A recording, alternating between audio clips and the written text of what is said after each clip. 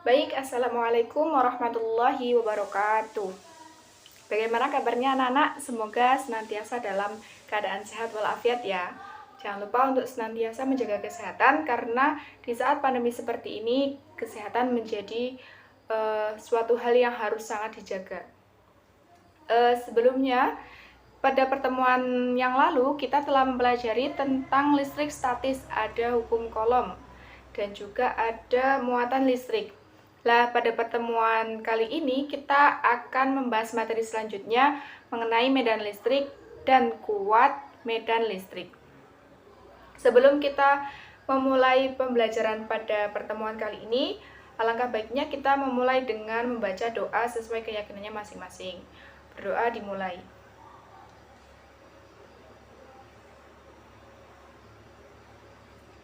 Oke, kita akan mulai materi selanjutnya tentang medan listrik dan kuat medan listrik. Materinya yaitu mengenai medan listrik dan kuat medan listrik. Di antara kalian, adakah yang sudah mengetahui tentang medan listrik dan kuat medan listrik? Pastinya sudah tidak asing lagi ya dengan kata-kata medan listrik dan kuat medan listrik, karena materi ini pada kelas sebelumnya sudah pernah disinggung meskipun dalam pembahasan yang sangat sederhana.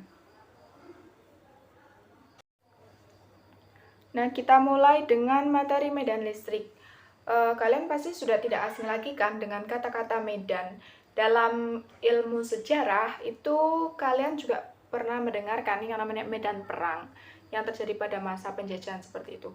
Lah, medan ini kan dapat diartikan sebagai tempat atau daerah. Kalau medan perang berarti ya daerah perang kayak gitu kan. Lah, kemudian kalau dalam ilmu kelistrikan itu medan listrik bisa diartikan sebagai daerah di sekitar benda bermuatan listrik yang masih dipengaruhi oleh gaya listrik. Nah, kemudian benda bermuatan listrik itu sendiri adalah sebuah benda yang mengandung muatan listrik, baik muatan positif maupun muatan negatif. Karena minggu sebelumnya kan kita telah mempelajari bahwa muatan itu kan ada yang positif, ada yang negatif, juga ada yang netral.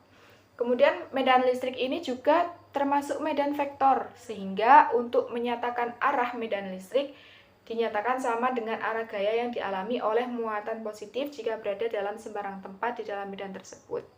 Lah, kalian masih ingat kan materi vektor, bahwa vektor jika medan listrik ini kan termasuk vektor, jadi vektor ini memiliki besar dan juga memiliki arah seperti itu. Jadi medan listrik itu selain punya besarnya medan listrik juga mempunyai arahnya. Nanti kita bahas di materi selanjutnya. Nah, kemudian untuk satuan medan listrik ini adalah N/C atau dibaca Newton per Coulomb.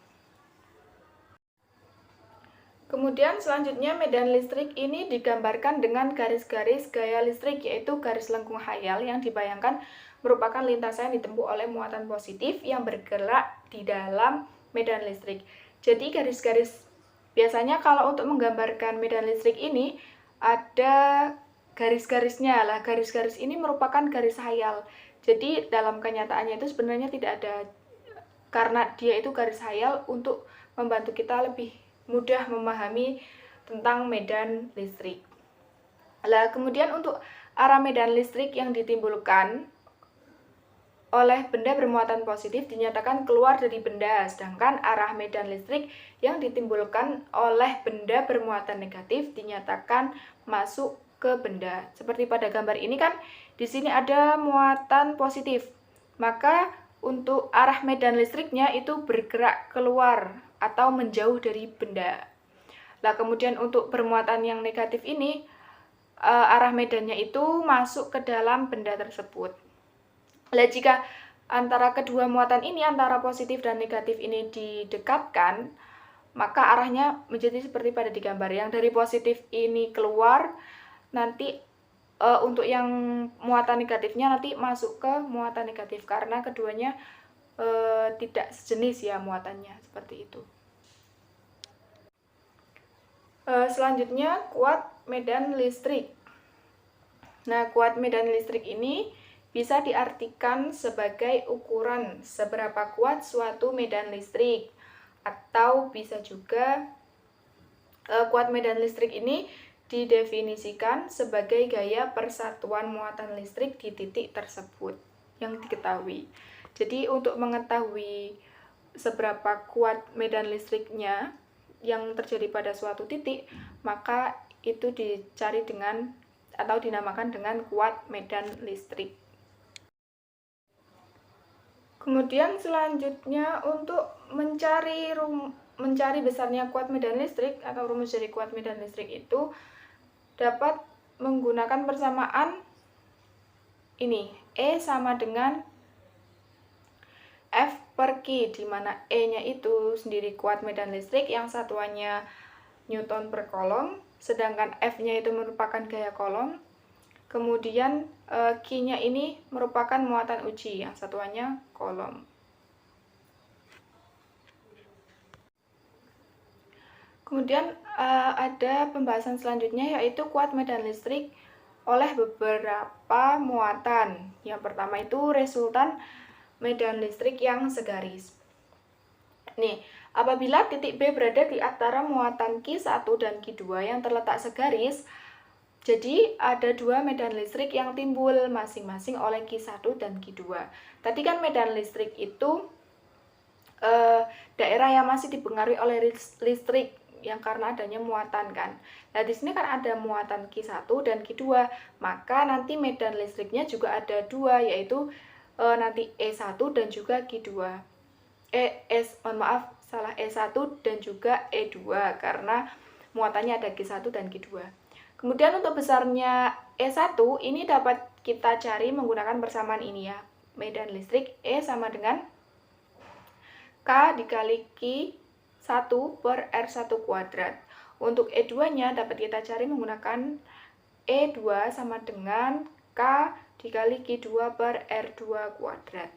Lah karena ada dua, maka dapat dicari resultannya dengan cara dijumlahkan, yaitu E sama dengan E1 plus E2, maka dapat dituliskan dengan E sama dengan K dalam kurung Q1 per R1 kuadrat ditambah Q2 per R2 kuadrat. Nanti tinggal dimasukkan sesuai dengan yang ada di pertanyaan. Nah, kemudian untuk selanjutnya resultan medan listrik yang tidak segaris. Tadi kan yang segaris. Nah, kalau ini tuh yang tidak segaris. Nah, di sini kita. Dari gambar di samping, titik A berada dalam pengaruh medan listrik dari muatan Q1 dan Q2. Titik A itu ada di sini ya. Nah, sehingga antara titik Q1 A dan Q2 ini membentuk sebuah sudut apit dengan nilai tertentu. Kemudian total kuat medan listrik yang dialami oleh titik A adalah resultan dari vektor E1 dan E2. Untuk menentukan besarnya digunakan rumus resultan vektor. Di sini kan ada muatan Q1 ya. Ini Q1 ada Q2. Kemudian titik A itu berada di antara Q1 dan Q2. Tapi antara titik A dan Q1 dan Q2 ini membentuk sebuah sudut apit atau membentuk ini ya, bisa jadi segitiga seperti ini. Nah, kemudian untuk mencari resultannya, kita menggunakan rumus resultan vektor yang dapat dicari dengan E sama dengan akar E1 kuadrat plus E2 kuadrat plus 2E1 dikali E2 dikali cos theta. Nah, untuk resultan medan listrik tidak segaris ini tidak jauh beda dengan materi yang minggu lalu mengenai gaya kolom yang pertemuan sebelumnya yang mencari resultan di 3 titik yang membentuk segitiga. Nah, itu bisa kalian pelajari yang materi sebelumnya. Oke, kemudian selanjutnya medan listrik plat sejajar. Plat sejajar adalah susunan dua buah plat konduktor yang luas dan bahannya sama. Nilai medan listrik di antara dua plat merupakan resultan dari medan listrik karena masing-masing plat. Namun, medan listrik di bagian luar plat sama dengan 0 karena medan listrik oleh plat positif dan plat negatif saling menghilangkan. Nah, adapun pada slide selanjutnya kita dapat mencari kuat medan listrik menggunakan rumus berikut. Kemudian untuk mencari medan listrik pada plat sejajar, kita dapat menggunakan rumus ini.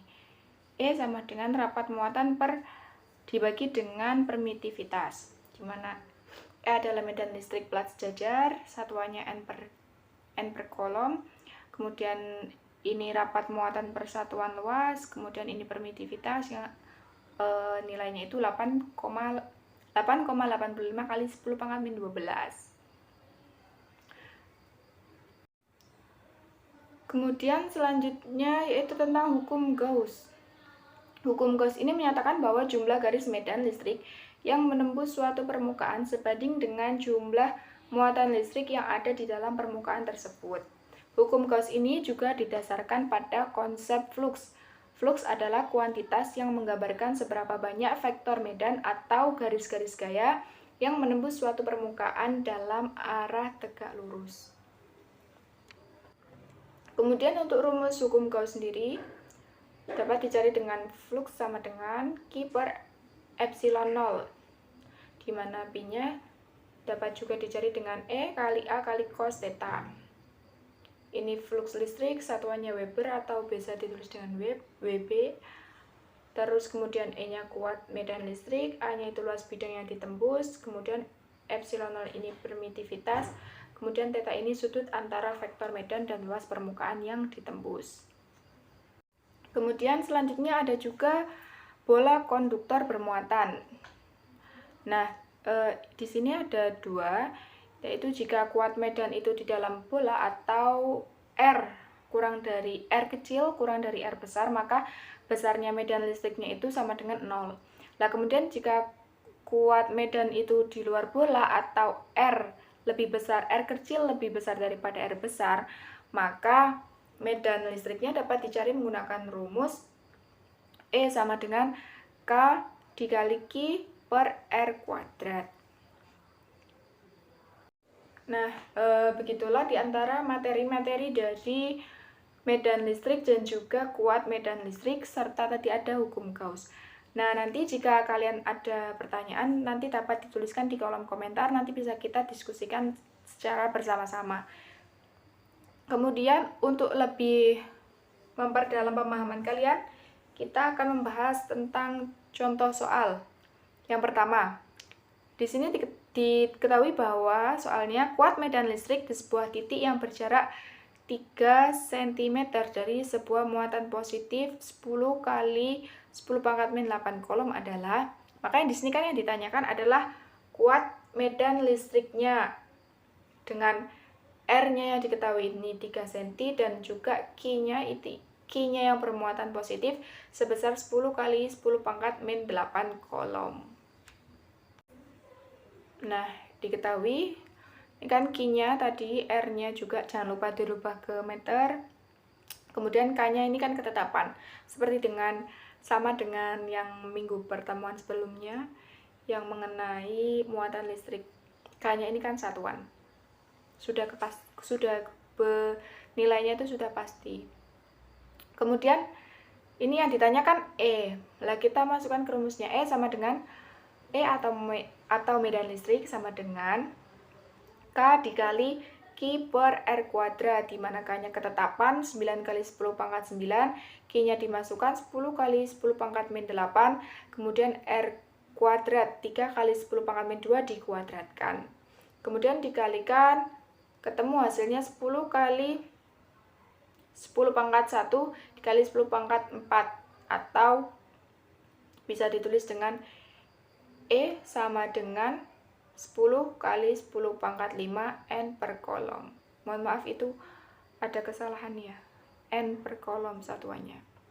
Lah, kemudian karena dia itu muatannya positif, maka arah medan listriknya itu keluar dari muatan. Seperti itu.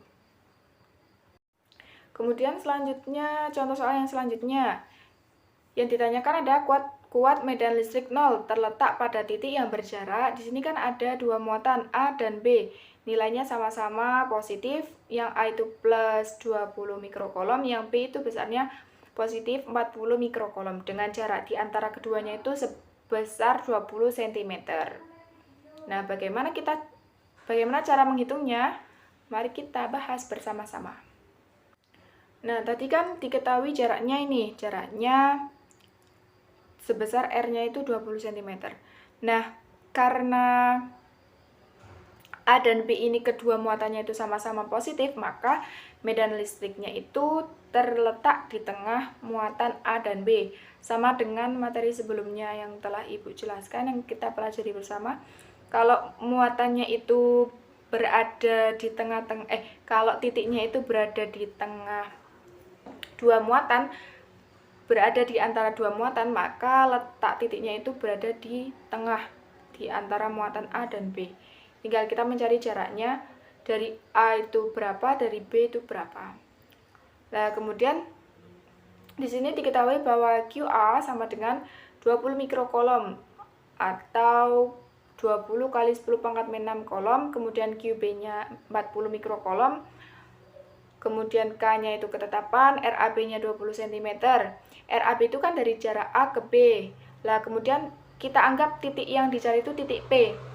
Sehingga jaraknya dari titik A ke titik P ini kita namakan sebagai RAP, atau kita ibaratkan dengan huruf A untuk mempermudah perhitungan. Kemudian jarak dari kan titik P ini berada di tengah, maka ada juga jarak yang namanya RBP atau jarak dari P ke titik P, yaitu besarnya 20 dikurangi A. Kemudian kita cari dulu E-nya. E sama dengan K dikali QA per RAP kuadrat. Kemudian ketemu hasilnya, dimasukkan 9 kali 10 pangkat 9 dikali 40 kali 10 pangkat min 6, kemudian dibagi dengan R-nya 20 min A kuadrat. Sampai ketemu hasilnya 360 kali 10 pangkat 3 per 400 min 40A plus A kuadrat. Kemudian E dan A ini kan berlawanan arah, maka hasilnya ini medan listriknya dikurangkan EA min EB sama dengan 0. Lah, kemudian kita pindah ruas, EA sama dengan EB. EA-nya dimasukkan 180 dikali 10 pangkat 3 per mohon maaf, ini di sini yang ini ya, yang EB sama dengan EA, sama saja sebenarnya, ini cuman penulisannya kebalik. 180 dikali 10 pangkat 3 min A kuadrat sama dengan 360, ini dimasukkan 360 dikali 10 pangkat 3 per 400 min 40A plus A kuadrat. Kemudian 1 per A ini dibagi dengan 180, 1 per A sama dengan 2 per 400 min 40 min A, 1 per A kuadrat sama dengan 2 dibagi dengan 400 min 40A plus A kuadrat. Sehingga 400 min 40A plus A kuadrat sama dengan 2A kuadrat. Nanti dari sini kita dapat mengetahui nilai A-nya. Nah, kemudian tadi kan sudah diketahui persamaannya A-nya itu masih berupa persamaan. Nah, untuk mencari A-nya kita dapat menggunakan rumus ABC. Untuk materi rumus ABC yang sudah dipelajari pada kelas sebelumnya, di kelas 11, kalian bisa membuka materi pada kelas sebelumnya, nanti dicari materi tentang rumus ABC. Nah, dari rumus ini kita ketahui bahwa kan tadi persamaannya ada 400 min 40A plus A kuadrat sama dengan 0, maka A-nya itu 1, B-nya itu 40, kemudian C-nya min 400. Nanti kalian untuk mengingatnya kembali bisa dibuka materi sebelumnya. Lah, ini A, rumusnya A sama dengan min B plus minus akar B kuadrat min 4AC per dibagi 2A. Kalian masukkan rumus masukkan angkanya min 40, kemudian plus minus akar dari 40 kuadrat min 4 kali 1 dikali dengan C-nya min 400 dibagi dengan 2 kali 1. Kemudian kalian hitung, kemudian ketemu min 40 plus minus akar dari 1600 tambah 1600 dibagi 2. Nanti ketemu hasilnya menjadi min 40 plus minus 56 bagi 2. Lah di sini kan masih berupa plus minus. Lah untuk mencarinya kita masukkan satu persatu. Yang plus dulu. A1 sama dengan min 40 plus 56 dibagi 2 hasilnya 8 cm. Kemudian yang A selanjutnya itu kita masukkan nilainya negatif. Min 40 min 56 dibagi dengan 2. Di sini ketemunya min 48 cm. Karena ini nilainya negatif, maka kita pakai yang nilainya positif 8 cm. Tadi di slide sebelumnya kan diketahui bahwa RAP atau jarak dari A ke titik P itu sebesar A. Nah, di sini kan A-nya ketemu 8 cm, berarti jarak antara A ke P itu 8 cm. Kemudian untuk jarak antara dari titik P ke titik B, ini kita cari dengan persamaan 20 min A, karena panjang dari A ke B kan 20, kemudian A ke P ini A, berarti besarnya B sama dengan 20 min A, atau menjadi 20 dikurangi A-nya 8, ketemu 12 cm. Berarti jarak dari titik P ke muatan A itu sebesar 8 cm, dan jarak dari titik P ke B, muatan B ini sebesar 12 cm. Kemudian contoh soal selanjutnya, dua buah muatan listrik diletakkan terpisah seperti gambar. Titik C berada di 20 cm sebelah B, maka kuat medan di titik C adalah, nah gambarnya bisa dilihat di slide ya. Ini untuk pembahasannya ada di slide selanjutnya.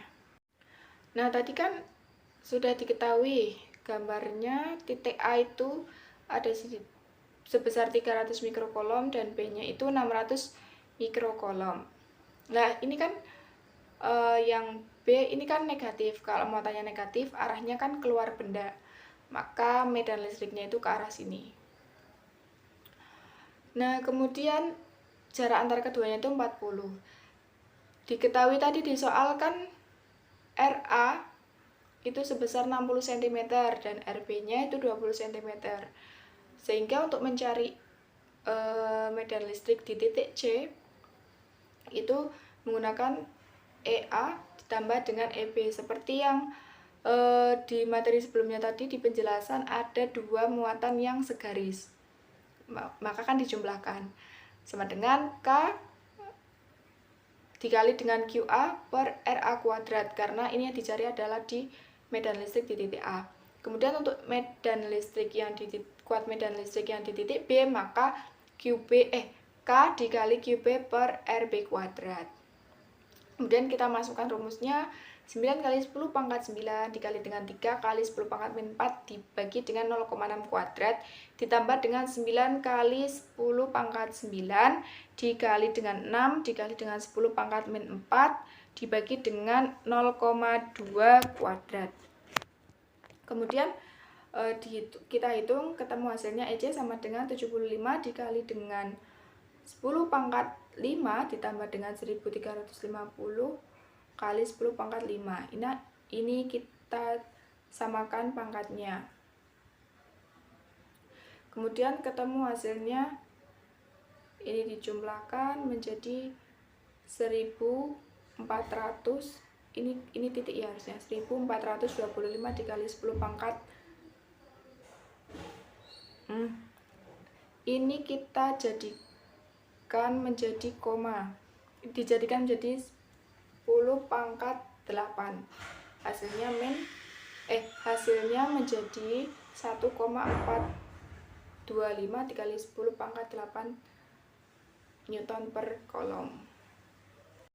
Kemudian selanjutnya ada contoh lagi, sebuah bola konduktor memiliki jari-jari 5 cm dengan muatan total sebesar 20 mikrokolom yang tersebar merata. Tentukan medan listrik pada masing-masing titik yang berjarak A 5 cm dan B 10 cm dari pusat bola. Nah gambarnya bisa lihat di layar. Ini ya, jarak antara titik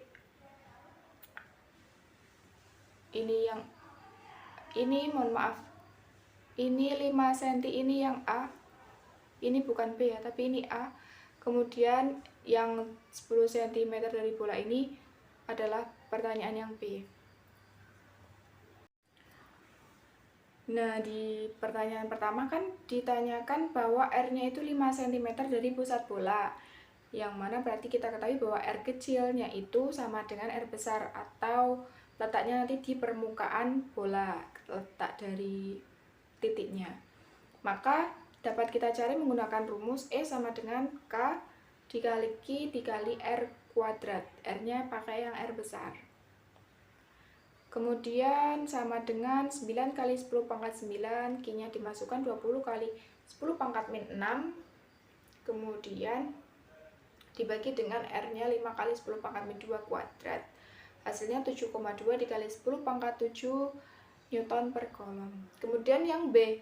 Yang B ini kan yang ditanyakan jaraknya 10 cm dari pusat bola, sehingga R kecilnya ini lebih besar daripada R besar, atau letak titiknya berada di luar bola.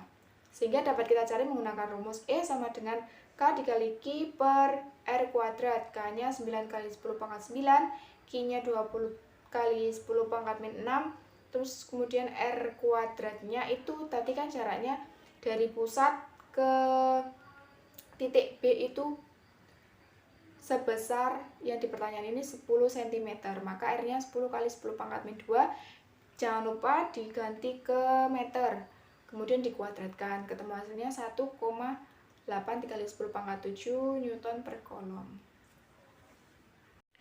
Nah, begitulah materi dari pertemuan kali ini mengenai medan listrik dan juga kuat medan listrik. Nah, untuk lebih memahami materi ini, kalian bisa mengerjakan latihan-latihan soal yang ada di LKS. Kemudian jika ada yang ingin ditanyakan atau belum dimengerti, atau mungkin kata-kata saya yang kurang pas, kurang memahamkan kalian, bisa kita diskusikan di kolom komentar di e-learning ya, di Sidik Daya. Jangan lupa untuk absen. Kemudian nanti tetap untuk menjaga kesehatan karena pandemi juga belum berakhir, agar kita bisa segera bertemu dalam pembelajaran tatap muka. Amin. Sekian materi dari saya yang bisa saya sampaikan, semoga bermanfaat. Sampai bertemu di pertemuan selanjutnya. Barangkali ada yang ditanyakan, monggo. Semoga bermanfaat. Terima kasih. Assalamualaikum warahmatullahi wabarakatuh.